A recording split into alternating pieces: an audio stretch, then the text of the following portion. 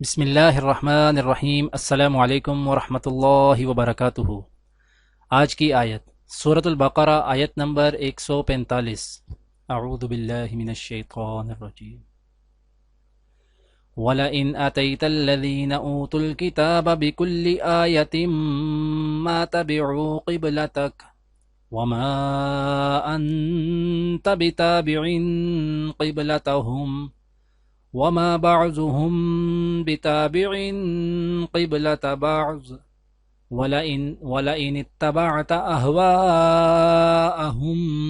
من بعد ما جاءك من العلم إنك إذا لمن الظالمين۔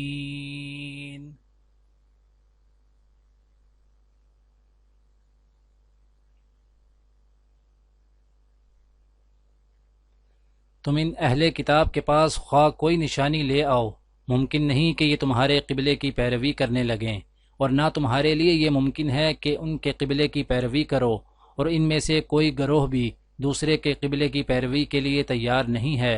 اور اگر تم نے اس علم کے بعد جو تمہارے پاس آ چکا ہے ان کی خواہشات کی پیروی کی تو یقیناً تمہارا شمار ظالموں میں ہوگا۔ آج کی دعا۔ ربنا اتمم لنا نورنا واغفر لنا انك على كل شيء قدیر۔ اے ہمارے رب، ہمارا نور ہمارے لیے مکمل کر دے اور ہم سے درگزر فرما، تو ہر چیز پر قدرت رکھتا ہے۔ آج کی حدیث۔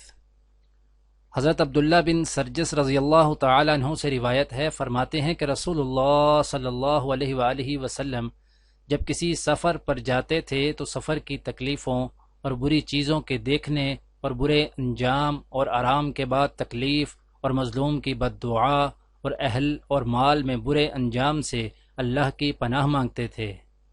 دعا ہے کہ اللہ تعالی دنیا اور آخرت کی تمام بھلائیاں عطا کرے، عمل کی توفیق دے۔ سبحان ربک رب العزت عما یصفون وسلام علی المرسلین والحمد للہ رب العالمین، آمین۔